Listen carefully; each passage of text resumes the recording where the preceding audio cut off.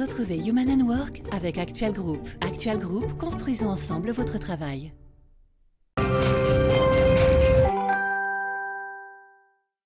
Bonjour à tous, bienvenue dans ce nouveau numéro de Human & Work. Marché du travail bouleversé, environnement hybride, nouvelles attentes, nouveaux métiers. Il est sans doute temps d'ouvrir le débat sur ce que doit être demain le travail. Et dans cette optique, je reçois chaque mois des experts pour décrypter à la fois ces mutations, comprendre quels sont les enjeux, mettre en lumière les initiatives qui permettent aux entreprises de s'adapter en remettant l'humain au centre du jeu. Alors ce mois-ci, je vous propose de nous intéresser à la formation. Les entreprises doivent-elles aujourd'hui créer en interne des formations spécifiques pour répondre à leurs besoins? Comment peut-on autrement rapprocher en fait les besoins des entreprises de l'offre de formation existante?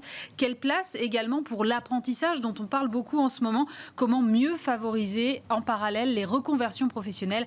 On en parle avec mes invités. Samuel Tual, bonjour. Bonjour Elie. Vous êtes le président d'Actual Leader Group et partenaire de cette émission. À vos côtés, Stéphane Hett, président de la commission formation à la CPME. Bonjour. Bonjour Aurélie. Et Julien Cyr, bonjour. Bonjour. Vous êtes directeur de la Holberton School en France. On va voir ce que c'est dans un instant.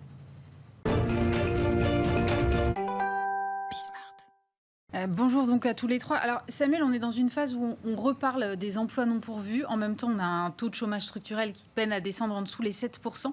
Est-ce que pour vous, la solution réside dans la formation ?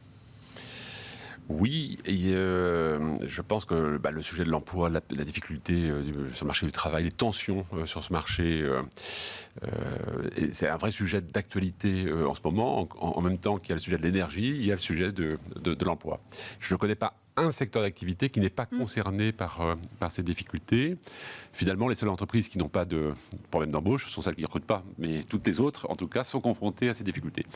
Donc, on arrive à une problématique. Si on est en quête du plein emploi, ce qui semble être un objectif porté par l'exécutif, il faudra bien trouver des solutions. Et effectivement, à 7,5%, à 7,4%, on se rend compte que les derniers kilomètres, là, pour baisser ce taux sont les plus compliqués parce que le chômage conjoncturel, pour le coup, les personnes en situation de trouver du travail trouvent un emploi somme toute assez facilement. En revanche, on touche à des publics qui sont un petit peu plus éloignés de l'emploi ou qui ne correspondent pas aux attendus du marché. Et donc, inévitablement, parmi les solutions, il n'y a pas une solution miracle à la problématique de l'emploi en France. Ce serait tellement bien. Sinon, ça se saurait. Mais je pense qu'effectivement, il y a un enjeu concernant la formation, enfin les formations, la formation initiale, pour préparer nos jeunes aux besoins de demain, et puis bien sûr de la formation professionnelle pour fluidifier le marché du travail, pour permettre effectivement à ceux qui ont des socles de compétences, de connaissances, d'acquérir les quelques connaissances nécessaires sur le marché aujourd'hui. C'est parce qu'il y a eu une conjoncture de reprise forte d'activité ces derniers mois et ces dernières années. Après la crise sanitaire, il y a eu une reprise forte d'activité qui, de fait, a accentué le phénomène. Et puis, il y a des sujets beaucoup plus profonds de transition, de changement, suite à des marchés qui évoluent. Et donc, il y a des métiers nouveaux qui apparaissent sur lesquels les compétences n'ont pas été préparées en amont. Et donc, toutes ces transitions qu'il faut réaliser, quelle que soit la taille de l'entreprise, peine à trouver les compétences dont elles ont besoin. Et c'est pour ça que la solution sera incontestablement la formation. Stéphane Hett, je lisais cette semaine, donc on a eu le baromètre Manpower qui dit que la France va être le pays européen qui prévoit de recruter le plus sur le 4e trimestre. Oui. Je reçois une pluie de communiqués cherchant des bras. Je crois que c'est l'emploi à domicile qui recherche actuellement 50 000 personnes, les aides à la personne. Comment, quand on est au contact des PME, vous avez des remontées sur ces sujets-là, et comment est-ce qu'on peut faire finalement matcher le sujet de la formation avec le sujet du recrutement ? Alors effectivement, c'est un enjeu majeur pour nos PME aujourd'hui. Et nous avons lancé une grande enquête à la CPME, une grande enquête nationale auprès de nos adhérents. Et il en est ressorti que plus de 53% des chefs d'entreprise qui souhaitent aujourd'hui recruter ne trouvent pas à recruter. C'est un vrai problème.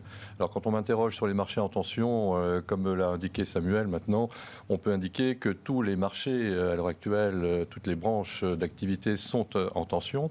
Donc il est très très difficile de de trouver les bonnes compétences, à tel point qu'aujourd'hui, effectivement, nous avons même un Pôle emploi qui a annoncé essayer de préparer des demandeurs d'emploi, des chômeurs immédiatement employables. Mais je pense qu'avant tout, effectivement, la solution réside dans la formation. Alors aujourd'hui, c'est le problème majeur. Pas que, je pense qu'il y a aussi un problème de mentalité, on l'a vu, suite au Covid, mais qui s'était déjà dessiné avant, des problèmes de mentalité où aujourd'hui nous avons des salariés qui souhaitent donner la priorité à leur vie personnelle avant le travail. Je pense que c'est une problématique à laquelle il faut aussi s'attacher, peut-être envisager la relation de travail à un moment donné différemment. Mais tout ceci, de toute façon, dans tous les cas, passe par un enjeu essentiel aujourd'hui qui est la formation et enjeu dans lequel nous sommes, nous, à la CPME, très, très engagés. Alors, s'il y a un secteur, je pense, qui est le plus représentatif, sans doute, de ce manque de bras, c'est le digital. Julien Cyr, comment est-ce que vous adressez cette problématique et comment vous aidez les entreprises au sein de la Holberton School ? Tout à fait. Dans le digital, on est confronté à ce problème depuis 10 ans, plus de 10 ans. Donc, on a dû y réfléchir un petit peu en anticipation des autres. Il y a beaucoup d'écoles, il y a beaucoup de systèmes de formation un petit peu partout dans le monde, et pour autant, on n'arrive pas à pourvoir les besoins. Pourquoi ? Parce qu'aujourd'hui, on a un système de formation qui a besoin de se réinventer. On repose sur des piliers qui sont des piliers qui ne peuvent pas être mis à l'échelle. On voit bien la problématique des professeurs aujourd'hui dans les écoles. On a la même problématique dans les universités, dans les écoles privées du second degré. Donc, nous, à la Holberton, on s'est dit il y a quelques années, comment est-ce qu'on peut s'affranchir de cette problématique en maintenant un niveau de qualité ? Parce qu'aujourd'hui, on pense tous que sans professeur, on ne peut pas avoir un enseignement de qualité.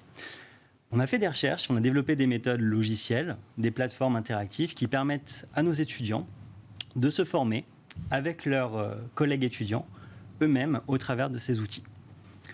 Il n'y a pas de professeurs dans nos écoles, par contre, il y a des coachs, il y a une équipe pédagogique qui encadre les étudiants au quotidien et qui les accompagne dans leurs projets professionnels.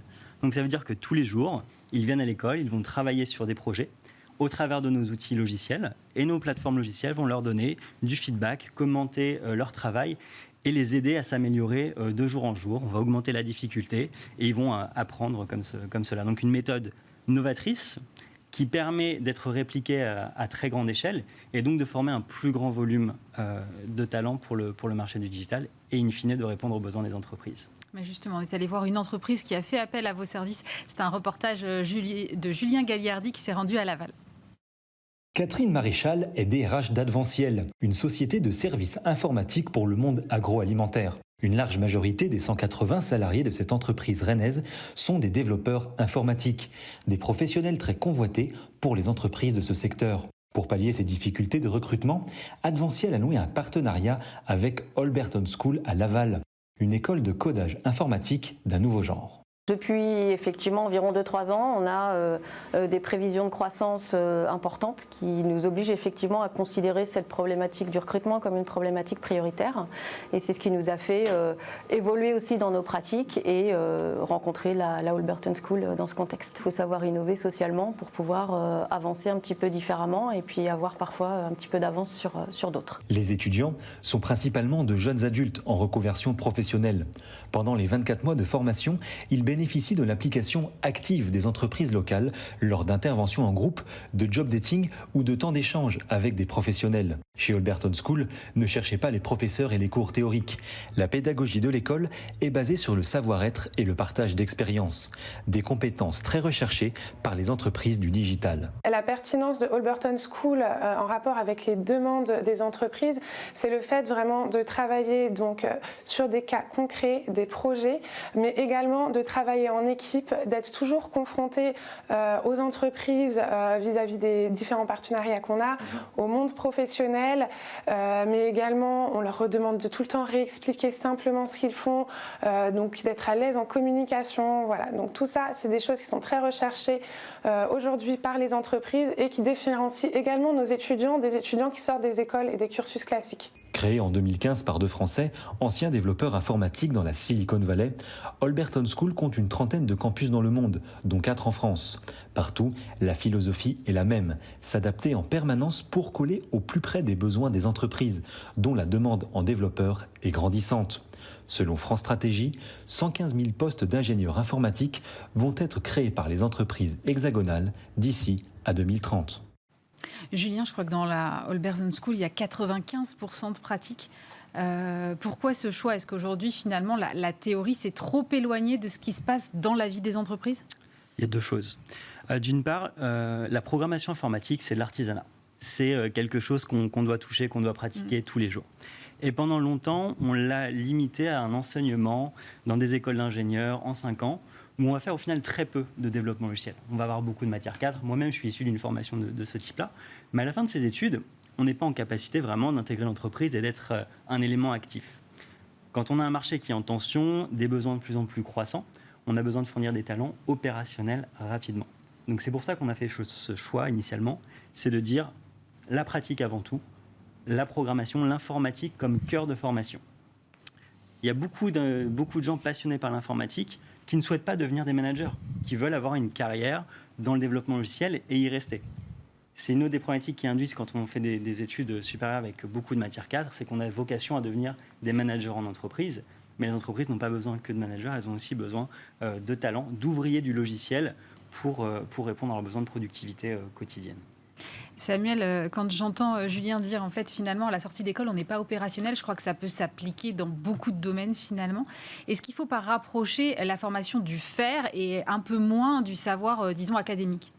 Oui, c'est très juste. On a également mené une étude au niveau du groupe sur l'attendu des jeunes générations qui arrivent sur le marché du travail. Et puis, une grande majorité d'entre eux, je crois que c'était 80%, nous signalent, 82% précisément, nous signalent que finalement, la formation qu'ils ont eue, la formation initiale, ne leur a pas servi de façon opérationnelle à l'activité qu'ils ont aujourd'hui dans l'entreprise. Mais bon, j'ai envie de dire, c'est pas très grave si effectivement on a la conscience et qu'on accepte le principe que la formation initiale vise à structurer, à préparer les capacités des uns des autres, préparer à l'agilité, et qu'après, on rentre dans une démarche de formation post-embauche qui permet finalement de se former au métier de l'entreprise. Et donc, la formation initiale vise à préparer les capacités des uns des autres. Donc moi, je n'ai pas de problème avec cette démarche-là, si effectivement on facilite en revanche beaucoup plus demain la formation en entreprise. Et je trouve que l'exemple de l'apprentissage, de ce point de vue-là, est un bon exemple, parce que si ça marche aujourd'hui, c'est parce qu'on est clairement dans cette logique de formation pendant le travail et pendant qu'on est salarié. Justement, Elisabeth Borne a fixé un objectif, je crois, de 1 million d'apprentis. En Allemagne, ils sont à beaucoup plus que ça, si je ne me trompe. Oui, 1 500 000. On est en retard. Oui, mais on vient de tellement loin. Déjà, il faut reconnaître qu'il y a eu quand même des évolutions ces dernières années très favorables pour développer l'alternance en général et l'apprentissage en particulier. Mais on confond souvent d'ailleurs, parce qu'on dit souvent poursuivre ses études en apprentissage. Mais en réalité, pour moi, ce n'est pas poursuivre ses études en apprentissage, c'est commencer à travailler en apprentissage. C'est un contrat de travail. Et donc, on a fini ses études et on apprend un métier précis dans l'entreprise dans lequel on est salarié. Et je crois que c'est un modèle qui peut effectivement se généraliser. Il y a quelque temps, dans le cadre d'un ouvrage que j'avais écrit qui s'appelait Le travail pour tous, j'avais dit on peut faire de l'apprentissage pour tous. Imaginez demain que le premier contrat de travail d'un jeune diplômé soit... Parce que c'est dans tous les domaines, effectivement, les jeunes diplômés ne sont pas opérationnels, quelle que soit l'école. Et donc, le premier contrat pourrait être un contrat d'apprentissage pour justement faire le dernier kilomètre qui va bien pour être opérationnel dans l'entreprise. Il y a quand même eu un gros travail, effectivement, sur l'apprentissage. Stéphane Hett, est-ce que c'est que vraiment aujourd'hui, ça y est, on a changé le regard sur l'apprentissage et ça fonctionne et on n'hésite plus à mettre des jeunes dans ces formations-là? Ou est-ce que c'est merci les subventions et le jour où elles s'arrêtent, ça va retomber comme un soufflet? Très bonne question, Aurélie. Alors effectivement, un très très gros travail a été fait. Il faut, je pense, être tout à fait clair, avoir un discours de vérité. Il est clair que les aides ont aidé au développement et au fort essor de l'apprentissage. Je pense qu'il fallait passer par là. Bien évidemment, les aides, alors même si le gouvernement a annoncé leur poursuite en 2023 et puis ensuite effectivement une diminution, je pense qu'il va falloir se préparer à la période post-aide, parce que déjà à la CPME, nous ne sommes pas dans la revendication, bien au contraire, des aides pour les entreprises. Les entreprises doivent être en capacité de fonctionner en autonomie et ne pas être perfusées par des aides étatiques. S'agissant de l'apprentissage, je pense qu'il fallait passer par là, et notamment, ne serait-ce que pour l'apprentissage post-bac. On a constaté qu'effectivement, il y avait une très forte augmentation de l'apprentissage, 730 000, je crois. C'est ça. Et parmi cette forte augmentation, il semblerait que l'augmentation la plus forte porte sur les formations post-bac, bac plus 2, bac plus 3. Donc on peut s'interroger sur la pertinence. Moi, je suis convaincu de la pertinence et je rejoins à 100%, je suis 100% en phase avec Samuel, où effectivement, pour moi, l'apprentissage, c'est commencer à travailler en apprentissage. Je suis issu d'études supérieures, j'ai fait des études de droit jusqu'au doctorat, mais néanmoins, je pense que même un juriste, même un futur médecin peut avoir à un moment donné besoin de passer par une période d'apprentissage.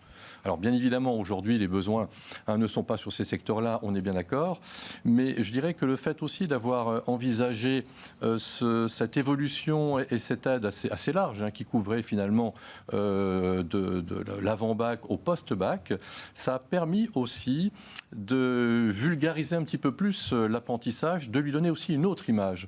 Parce qu'avant, l'apprentissage était en quelque sorte réservé au métier de l'artisanat. Et les métiers de l'artisanat, effectivement, aujourd'hui, on le sait bien, sont des métiers nobles, mais qui étaient souvent dévalorisés. À l'école, un élève qui, à un moment donné, souhaitait, par exemple, s'orienter dans le secteur de la menuiserie ou de l'ébénisterie d'art, s'il avait de très bons résultats en mathématiques, en français, il y avait déjà ses professeurs qui tentaient de le dissuader, en disant « mais tu ne vas pas gâcher ta vie ». Ensuite, il y avait le regard des parents qui étaient persuadés qu'en optant pour tel ou tel métier manuel, eh bien, l'enfant risquait de rater sa vie et surtout de mal gagner sa vie.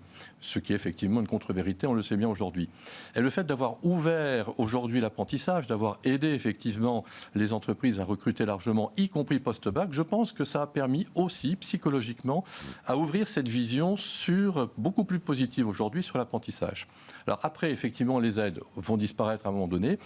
Et je pense qu'il est de notre responsabilité à nous tous, acteurs, de continuer à communiquer et à agir pour effectivement donner cette image positive de l'apprentissage. En tout cas, nous, à la CPME, nous sommes complètement favorables à ce développement de l'apprentissage. Aujourd'hui, nos entreprises qui recrutent ont besoin de compétences avec une formation initiale, on est bien d'accord, avec un socle au départ, mais ce socle doit être très vite complété par l'apprentissage qui va permettre aux jeunes qui arrivent dans l'entreprise d'acquérir les compétences dans l'entreprise.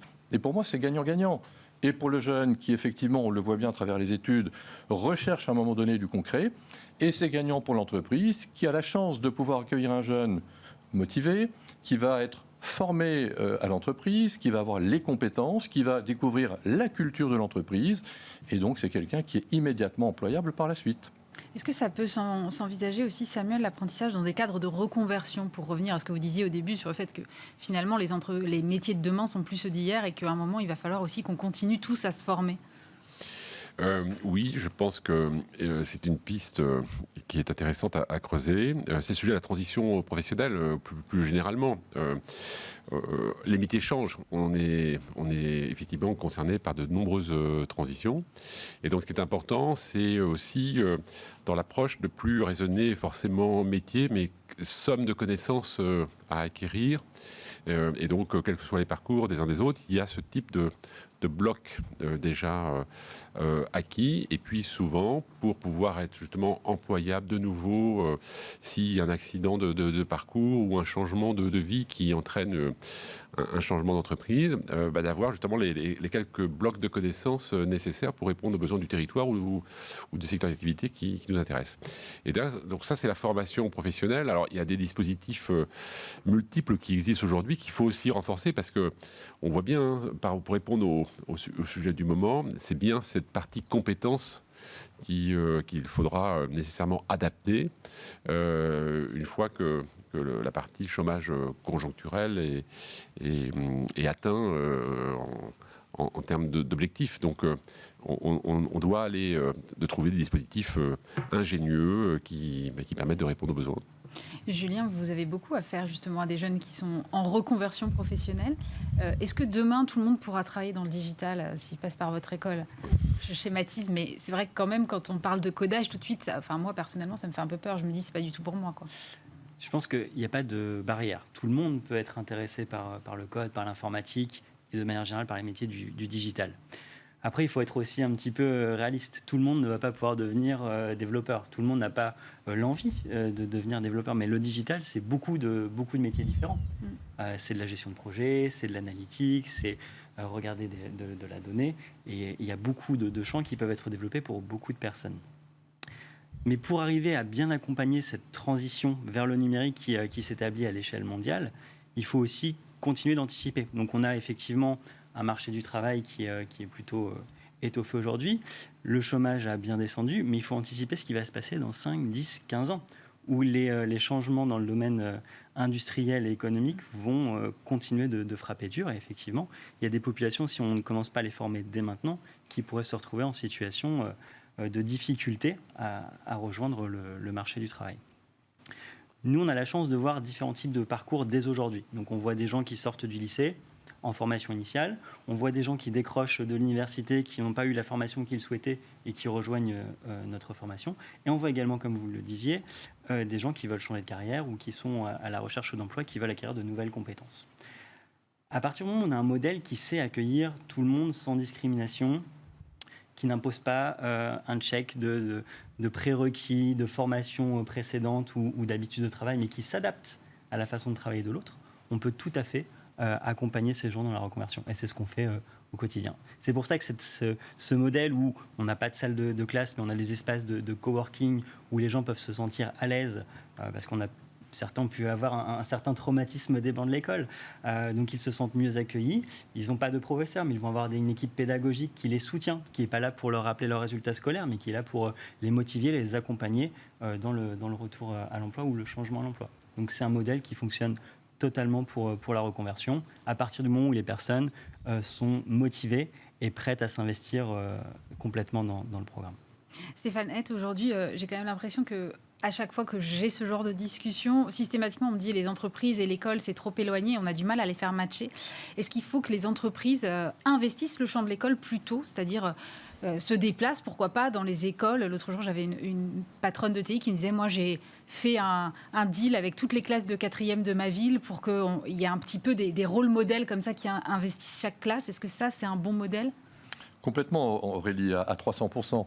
Nous sommes effectivement complètement favorables à un rapprochement très fort entre les écoles, les branches professionnelles et les entreprises. Je pense qu'aujourd'hui, c'est l'un des enjeux majeurs, justement, pour mieux intéresser les jeunes au marché de l'emploi et effectivement aux besoins des entreprises de demain.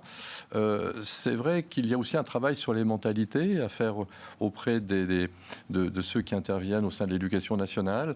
Parce que parfois, et je peux le constater, j'ai eu encore un retour d'un certain nombre de chefs d'entreprise, adhérents CPME, qui certains sont présidents de CFA, qui disent que parfois, dans les salons de l'emploi, eh bien, les enseignants viennent avec les jeunes, et puis finalement, c'est une journée banalisée, une journée de promenade.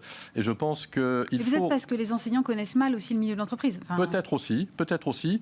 Et c'est pour ça que je pense qu'il faudrait élaborer un petit projet pédagogique avant effectivement de faire ces rencontres, que ce soit en CFA ou en entreprise. Je pense qu'anticiper, pourquoi pas envisager avec les rectorats des commissions mixtes qui pourraient réunir des chefs d'entreprise, des représentants de CFA, des représentants d'écoles, et envisager une dynamique, en tout cas une démarche. Toujours est-il que peu importe la procédure, peu importe la démarche, il est vrai qu'aujourd'hui, il faut absolument développer ces relations école, branche professionnelle, entreprise. En tout cas, nous en sommes convaincus. Ce sont deux mondes qui ne se connaissent pas bien. Donc, comme tous les mondes qui ne se connaissent pas bien, il y a beaucoup de fantasmes. Et de crainte, parfois. Qui ressort. Donc, pour le coup, il faut absolument les rapprocher. Il faut aussi que les entreprises fassent des efforts et s'ouvrent plus. Ça, c'est c'est l'expérience qui ressort aussi de la séquence que l'on vient de traverser. Le marché est tellement compliqué parmi les entreprises qui, effectivement, râlent en permanence sur leurs difficultés à recruter. On a envie de dire mais qu'est-ce que vous faites pour être attractive, etc. Donc accueillir des jeunes stagiaires dès la 3e, ça peut paraître anodin, mais plus on s'aime, plus on accueille, plus on est ouvert, et plus ça permet de parler des entreprises et métiers, et puis effectivement faire des démarches systématiques en direction des organismes de formation, enfin des écoles en général, ça paraît très important. Donc c'est pour la marque employeur, il faut que les entreprises communiquent sur leur métier, sur leur attractivité, et donc on peut dire que les deux parties ont des efforts à faire d'ouverture côté entreprise et puis bien sûr d'accueil dans l'éducation nationale pour très tôt être initié et découvrir le monde de l'entreprise. Je crois qu'on est d'accord, et si vous me permettez, je crois qu'il faudrait peut-être accentuer aussi l'effort de collaboration pour toutes les questions d'orientation professionnelle en amont, et qu'il puisse y avoir un travail peut-être plus étroit entre ces différents mondes. Julien, vous êtes représentant d'une école, même si effectivement elle est particulière. Et dans le reportage, on dit que vous veillez tout particulièrement à vous adapter aux besoins des entreprises qui manquent probablement dans l'enseignement en général. Comment est-ce que vous travaillez sur cette question? Comment est-ce qu'on s'adapte, quand on est à la tête d'une école, aux besoins des entreprises? Alors, il y a plusieurs vecteurs. Il y a le vecteur des contenus. Déjà, on a des programmes qui vont évoluer chaque année. On a besoin de les faire évoluer, c'est de la technologie. Donc, comment est-ce qu'on fait? Eh bien, on parle directement aux entreprises. Donc, on parle aux très grands acteurs, on peut parler aux GAFA, mais on parle aussi aux PME, celles qui recrutent au quotidien, en leur demandant quelles sont les technologies sur lesquelles vous travaillez, quels sont les outils que vous utilisez au quotidien. Et nous, on va intégrer tout ça, faire une synthèse et mettre à jour nos contenus de manière à ce que les étudiants aient quelque chose de pertinent. Alors, il y a toujours un socle de connaissances fondamentales qui est là depuis les années 80-90 dans l'informatique, qui ne change pas et qu'on continue d'enseigner comme fondement pour bien préparer les gens pour leur carrière. Mais après, c'est vrai qu'il faut constamment mettre à jour les contenus et aussi donner aux étudiants, aux personnes en formation, les outils du marché. C'est-à-dire que s'il y a une technologie de messagerie instantanée qui se développe dans les entreprises, il est important qu'elle soit mise à disposition des étudiants, qu'ils apprennent à l'utiliser. Que ce ne soit pas quelque chose qu'ils découvrent lors de leur premier jour en entreprise. Dans le logiciel, on travaille en équipe, tout le temps. Beaucoup d'écoles n'utilisent pas les outils de collaboration au développement au sein de l'école. Nous, on le fait dès le premier jour. Comme ça, un étudiant qui arrive, qui intègre une équipe de développeurs, tout de suite, il a les bonnes pratiques, les bons réflexes. Donc c'est ça, c'est être à l'écoute des entreprises, donc c'est aller les voir une par une. Et quand on a la chance de pouvoir développer des partenariats comme avec Adventiel, l'intérêt est d'autant plus grand, c'est qu'on est en proximité avec eux parce qu'on échange sur les jeunes qui sont en stage, en emploi chez eux, mais aussi sur leurs besoins au quotidien. On n'a pas besoin de cette démarche d'aller chercher l'information, elle vient plus facilement. Samuel, les partenariats comme ça entre les entreprises et les écoles, on voit maintenant de plus en plus d'entreprises qui développent leur propre école en interne. Est-ce que ce sont deux vecteurs qui aujourd'hui permettent de trouver une partie de la solution ? Oui, les entreprises qui créent leur école en interne sont typiquement dans la logique que j'évoquais tout à l'heure, de dire on n'a pas sur le marché les compétences dont on a l'utilité et on décide d'apporter le complément de formation aux besoins de notre secteur d'activité ou de notre entreprise. Donc aujourd'hui, ça s'adresse plutôt à des entreprises d'une certaine taille qui ont des volumes importants, mais ça s'est généralisé notamment par l'extension des CFA et donc pour l'apprentissage. Et donc je trouve ça plutôt très vertueux parce qu'on est typiquement dans l'optique de dire on est sur la formation qui se passe dans le monde de l'entreprise où post-formation initiale, on intègre une école qui a une vocation d'employabilité directe derrière. Donc c'est plutôt gagnant pour tout le monde. Merci beaucoup Samuel Tual. Je rappelle que vous êtes le président d'Actual Leader Group, Stéphane Hett, président de la commission formation à la CPME et Julien Cyr, directeur de Holberton School France. Merci d'avoir été avec nous. On se retrouve bien sûr le mois prochain pour un nouveau numéro de Human and Work. C'était Human and Work avec Actual Group. Actual Group, construisons ensemble votre travail.